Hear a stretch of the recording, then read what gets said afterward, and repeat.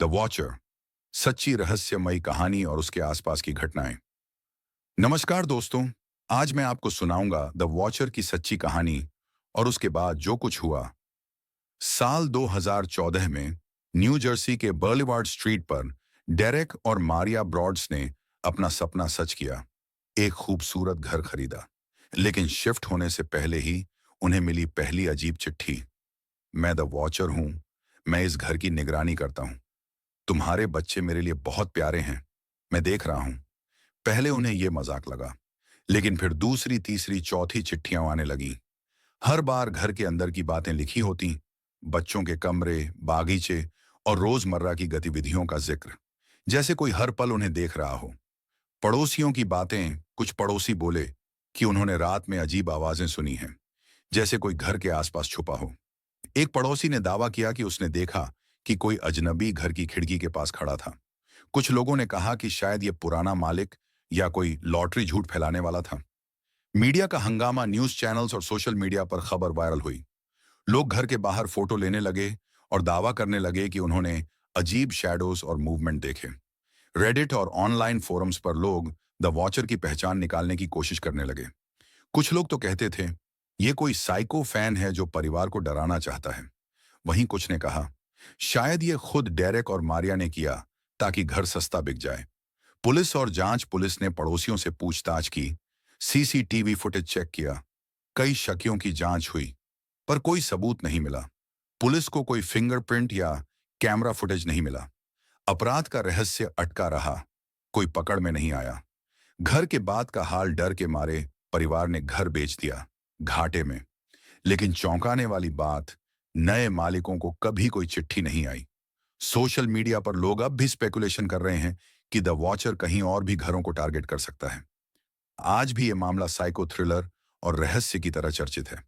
Public की प्रतिक्रियाएं, लोग डर गए और कहते हैं अगर मैं वहां रहता तो कभी चैन से नहीं सोता। कई यूट्यूब चैनल्स ने घर के बाहर जाकर लाइव वीडियो बनाई। सोशल मीडिया पर मीम्स और थियोरीज की बाढ़ आई।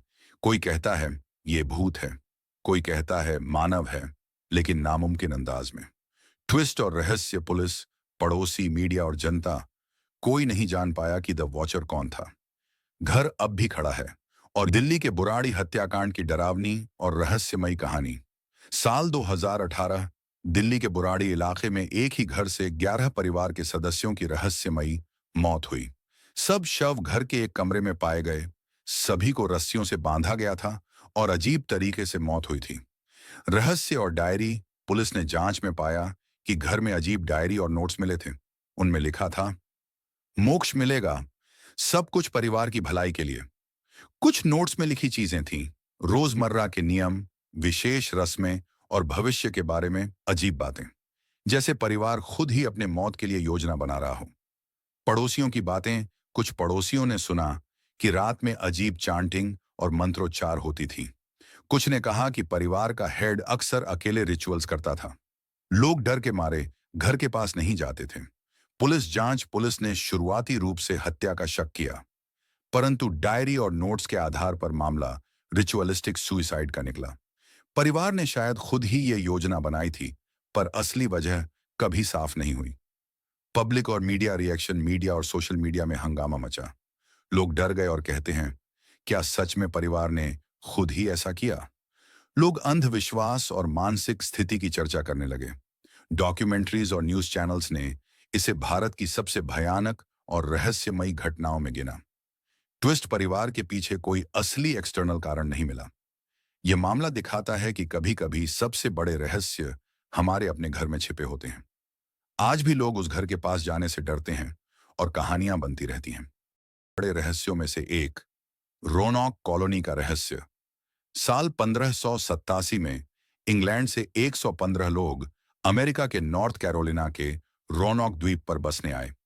वे नए जीवन की तलाश में थे, खेती कर रहे थे और अपनी कॉलोनी स्थापित कर रहे थे।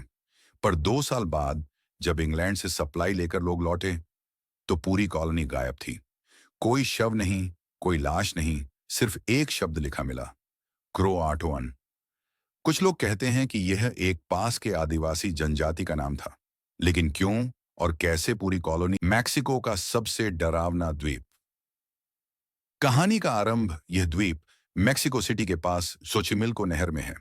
सालों पहले डॉन जूलियन सेंटाना बारेरा नाम का आदमी वहां रहता था। उसने एक लड़की की मौत देखी जो नहर में डूब गई। उस घटना से परेशान होकर उसने दीवारों और पेड़ों पर गुड़ियां लटकानी शुरू कर दी ताकि लड़की की आत्मा को शांत किया जा सके। अजीब घटनाएं धीरे धीरे पूरे द्वीप पर हजारों गुड़ियां लटक गईं, टूटी, जाली, गंदी, और हर गुड़िया को उसने खास वजह से रखा।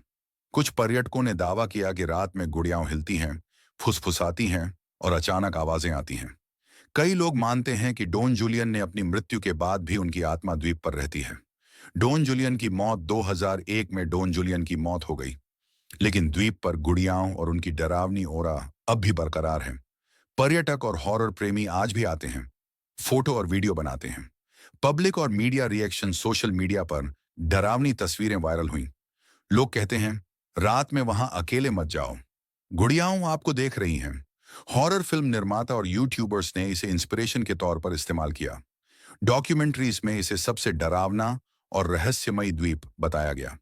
ट्विस्ट और रहस्य कोई नहीं जानता कि गुड़ियाओं सच में डॉन जूलियन की आत्मा को शांत करने के लिए रखी गई थी या ये सिर्फ उसका ऑब्सेशन था।